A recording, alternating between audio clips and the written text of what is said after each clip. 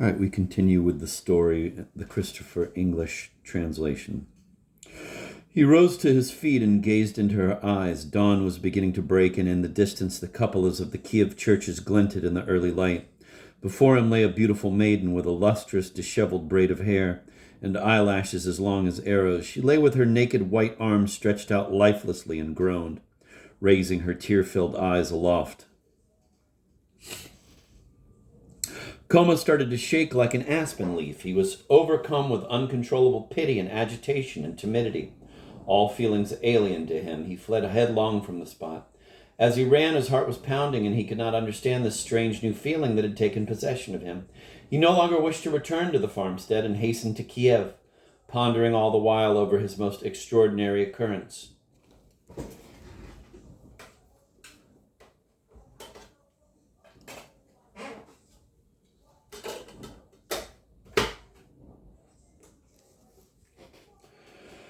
There were practically no seminarists in the city. They were all scattered over the farms, working as tutors or not working as tutors, because on Ukrainian farms one can eat galushki, cheese, sour cream, and vareniki the size of a hat without paying a single kopeck.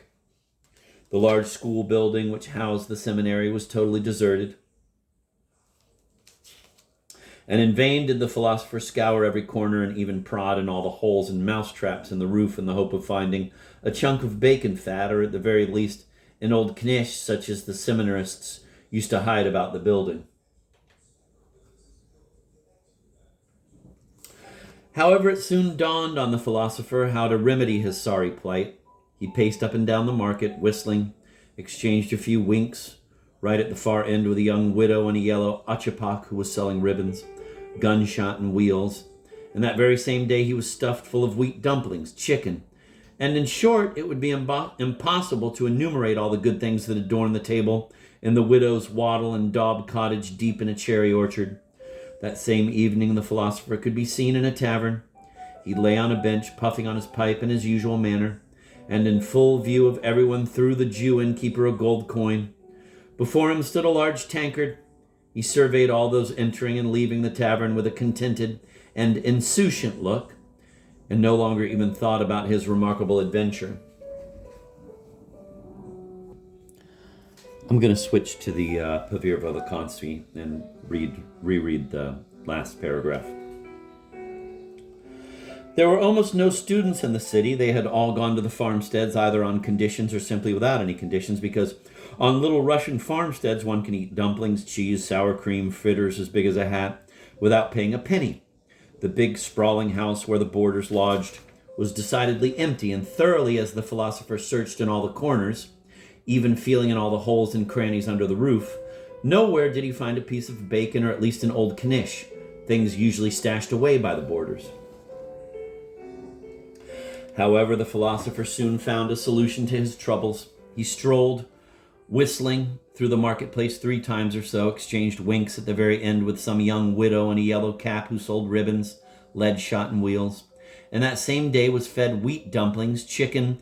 In a word, there was no counting what lay before him on the table, set in a small clay house amid cherry trees.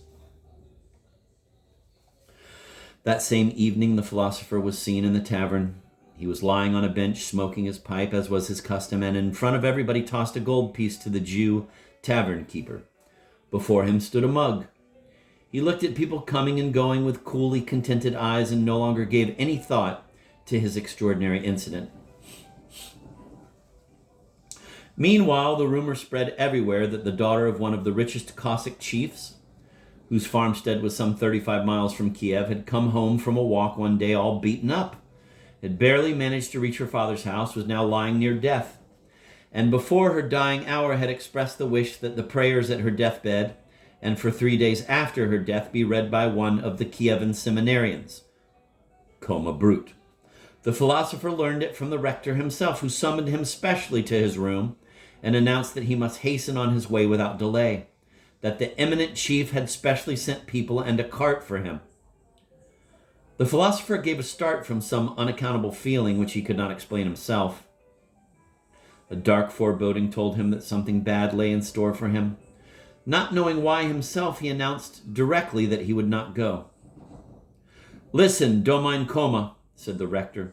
On certain occasions he spoke very courteously with his subordinates. The devil, if anyone's asking you whether you want to go or not. I'm telling you only this, that if you keep standing on your mettle and being clever, I'll order you whipped with young birch rods on the back and other parts, so well that you won't need to go to the steam baths. The philosopher, scratching lightly behind his ear, walked out without saying a word, intending to trust to his legs at the first opportunity. Deep in thought, he was going down the steep steps to the poplar-ringed courtyard when he stopped for a minute, hearing quite clearly the voice of the rector giving orders to his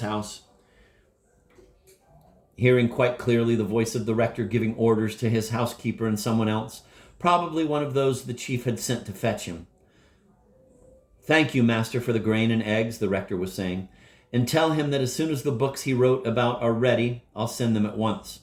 I've already given them to the scribe for copying, and don't forget, dear heart, to tell the master that I know there are good fish to be had on his farmstead, especially sturgeon, which he can send whenever there's a chance. At the markets here, it's expensive and no good. And you, Yevtuk, give the lads a glass of vodka and tie up the philosopher. Otherwise he'll take off. Why, that devil's son, the philosopher thought to himself. He's got wind of it, the long-legged slicker. He went down the steps and saw a kibitka, which at first he took for a granary on wheels. Indeed, it was as dip as a brick kiln. This was an ordinary Krakow vehicle such as Jews hire, 50 of them squeezing in along with their goods to carry them to every town where their noses smell of fare. He was awaited by some 6 stalwart and sturdy Cossacks, no longer young men. Jackets of fine flannel with fringe showed that they belonged to a considerable and wealthy owner. Small scars bespoke their having once been to war, not without glory. No help for it.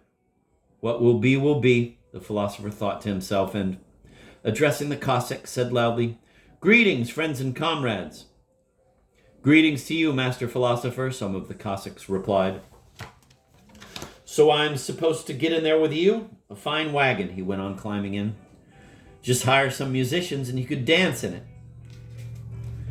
Yes, a commensurate vehicle, said one of the Cossacks, getting up on the box along with the coachman, who had a rag wrapped around his head instead of his hat, which he had already left in the tavern.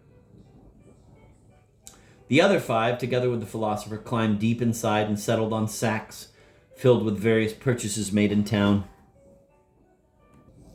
I'm going to go back to the Simon Karlinski essay, critical writing about V. The old woman turns out to be a powerful witch. Her burning glance deprives Homa of his voice and of the ability to move. With the swiftness of a cat, another by now familiar Gogolian animal, in St. John's Eve and May Night, cats were associated with witchcraft and evil, and in Old World landowners, a cat acted as a herald of death. She mounts him and forces him to gallop all over the steppe with her on his back. The erotic nature of this nocturnal ride is conveyed by Gogol in unmistakable terms. In the magnificently poetic moonlit summer night, which had seemed dark and terrifying only a short while earlier to the 3 students, Homa feels, quote, a languid, unpleasant, and at the same time voluptuous sensation that assailed his heart, end of quote. His mounting erotic frenzy needs an object at which to direct its release. Since the old crone on his back is unsuitable for that purpose, Homa conjures up a vision of an upside-down world reflected under his feet. The motif of upside-down reflected worlds was also used in May Night and Terrible Vengeance. It is a world in which, quote, some different sun, end of quote, shines instead of our moon, and bluebell flowers become actual ringing bells. Out of this psychedelically reversed reality, there rises a nude water nymph, quote, all glitter and quiver, end of quote. The description of the nymph, dazzling a verbal tour de force as Gogol's famous passage about Plushkin's garden and dead souls, is the verbal equivalent of a Renoir nude, but one that is iridescent with all the colors of the rainbow, and hopelessly untranslatable. The available English versions do not even begin to do it justice. For once, Gogol manages an entirely convincing depiction of a beautiful and nude woman. With the appearance of the nymph, Homa experiences what seems to be an orgasm. Quote, but what was that? Is it wind or music? It rings and writhes and comes closer, and stabs your soul like some kind of an unbearable trill. He felt a diabolical sweet sensation, a kind of agonizingly terrifying pleasure, end of quote. Sobered by his sexual release, Homa comes to his senses and begins reciting prayers and incantations against evil spirits. This loosens the witch's grip, but as soon as he is freed from her power, Homa jumps on her back in his turn and beats her brutally with a wooden log as she rapidly gallops under him. She collapses and then reveals her true identity. Instead of being an ugly old witch, she is really a lovely young woman. As she lies on the ground, bruised and wounded, Homa flees. He returns to Kiev in his former easygoing ways and starts a liaison with a young widow who keeps him in money and liquor, helping him forget his strange nocturnal adventure. With this, the first shorter section of V ends. In this first section, the witch's powers work only during the night. As the second section begins, we realize that they can invade the diurnal regions as well. The witch who disguised herself as an old peasant woman was actually the beautiful young daughter of an aristocratic, wealthy, and influential military officer. Like all desirable and dangerous young women in Gogol, she has no name of her own. She is called Old Woman.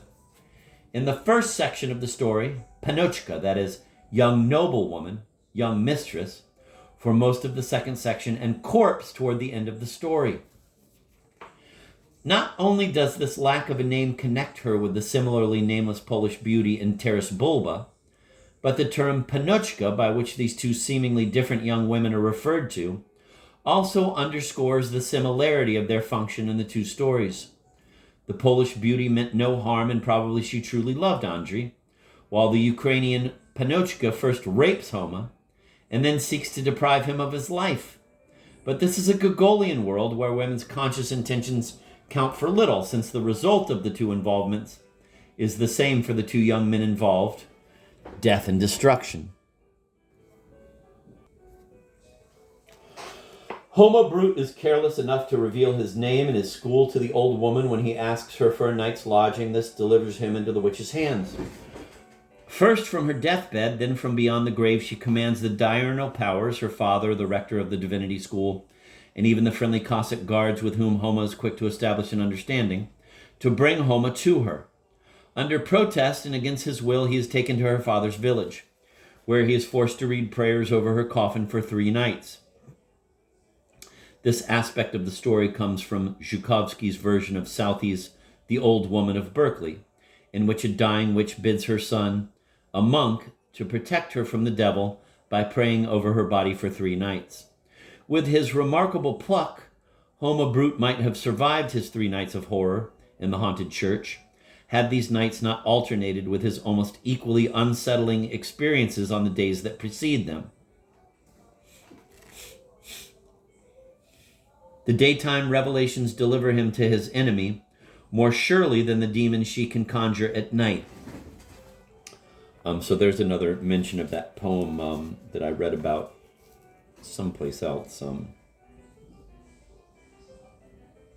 don't know where it was. About Tchaikovsky's version of Southey's The Old Woman of Berkeley.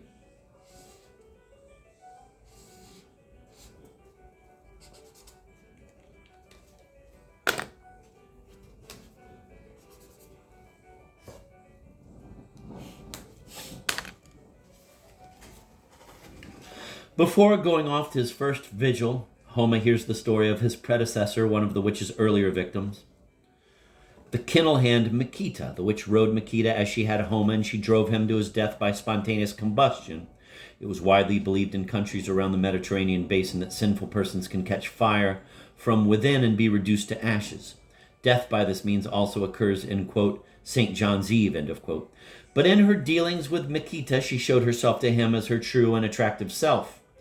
Why did she have to disguise herself as an old woman during her initial encounter with Homa? Obviously, in order to make her task more interesting by setting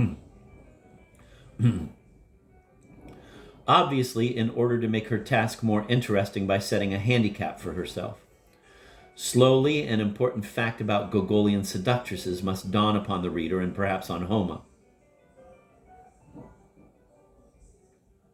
Sex is only a means for them. Their ultimate aim is power and domination. It is with this realization that Homa goes to the church on the first night. Just before going to church on the second night, Homa observes a curious little scene, which an unwary reader may easily overlook, but which seems to be a key to the final denouement of Viy.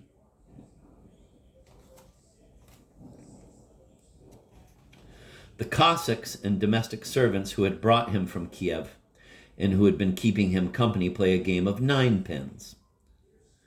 The game is said to be very enjoyable for both the participants and the spectators, because the winners are rewarded with a ride on the losers' backs.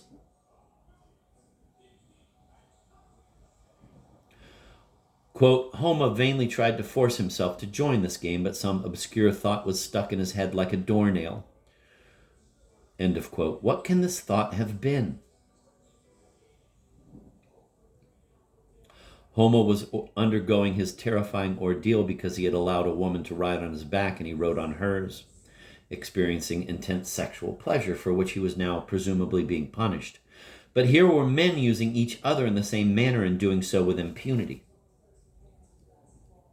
The implications of all this may or may not have occurred to the happily adjusted heterosexual that Homa Brute clearly was.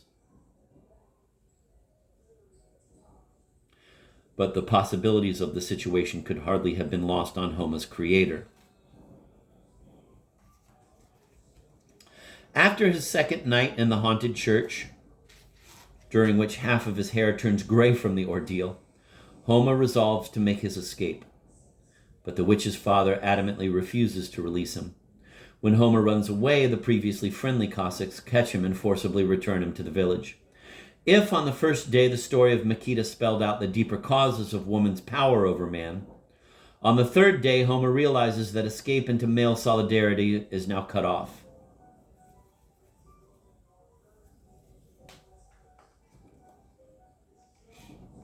Men will also betray their fellow males to the omnipotent female principle.